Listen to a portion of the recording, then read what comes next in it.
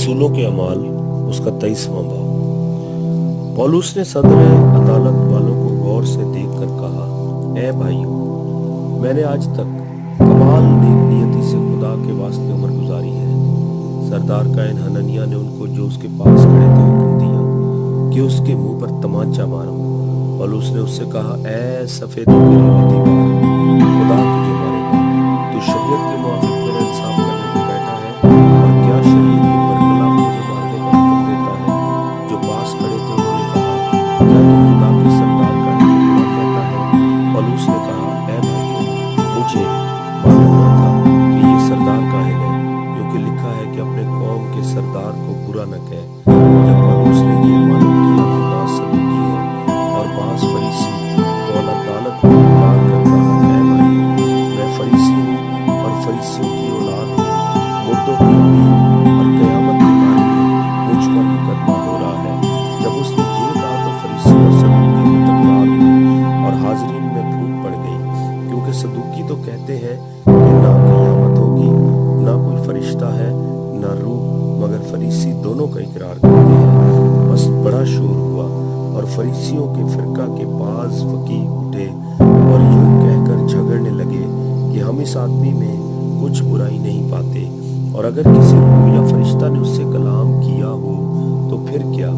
और जब बड़ी तकरार हुई तो पलटन के सरदार ने इस खौफ से कि मुबादा पौलुस के टुकड़े कर दिए जाएं, फौज को हुक्म दिया कि उतरकर उस दिन उसे उनमें से जबरदस्ती निकालो और किला में ले आओ। उसी रात खुदावंद उसके पास आ खड़ा हुआ और कहा, खातिर जमा रख कि जैसे तूने मेरी बाबत यरूशलेम में गवाही दी है, वैसे ही तुझे रोमा में भी गवाही देना होगा।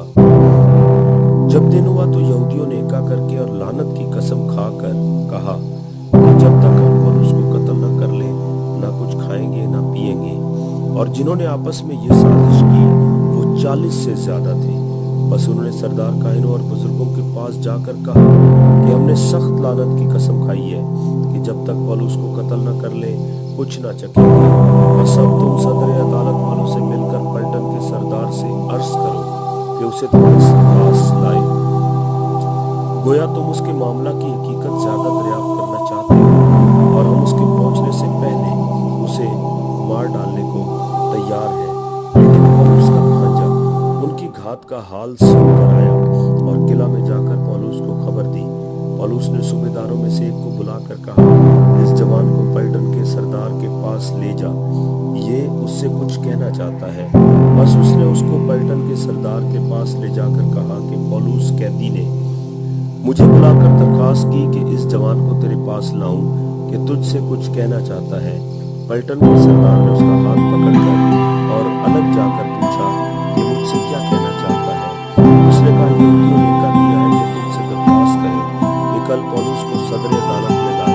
गोया तो उसके हाथ की और भी तहकीकात करना चाहता है, लेकिन तू उनकी ना मानना, क्योंकि उनमें 40 शख्स से ज्यादा उसकी घात में है, जिन्होंने लानत की कसम खाई है कि जब तक उसे मार न डाले न खाएंगे न पिएंगे।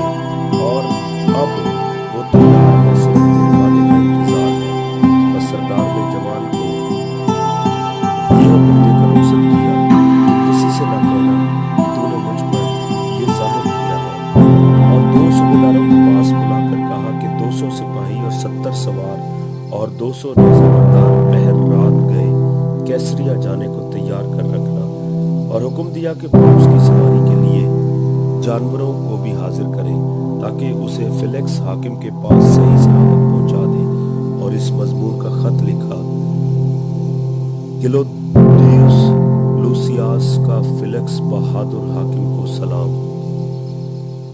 इस शख्स को यहूदियों ने पकड़कर मार डालना चाहा, मगर जब मुझे मालूम हुआ कि ये रोमी है तो फौज समेत चढ़ गया और छुड़ा लाया। और इस बात के दरियाफ्त करने का इरादा करके कि वो किस सबब से उस पर नालिश करते हैं, उसे उनकी सदर अदालत में ले गया।